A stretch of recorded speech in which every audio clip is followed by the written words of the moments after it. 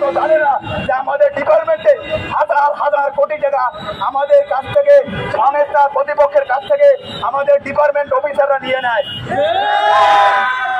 আমাদের 2 বছরে 500 টাকা করে আনসার বিডিপি উন্নয়ন ব্যাংকে টাকা কাটিয়ে এনেছে, কিন্তু আমাদের সেই হিসাব আজ পর্যন্ত দিতে পারে নাই তারা। আমাদের টাকা থেকে আনসার বিডিপি উন্নয়ন ব্যাংক চলছে। আনসার বিডিপি উন্নয়ন ব্যাংকে গেলে আমরা অনেক নির্যাতিত হই, আমাদের জেলা কমান্ডারের অফিসে গেলে আমরা অনেক নির্যাতিত হই। জেলা কমান্ডারের অফিসে ব্যাটালিয়নের টর্চারিং এ জেলা কমান্ডারের সাথে আমরা দেখা করতে পারি না।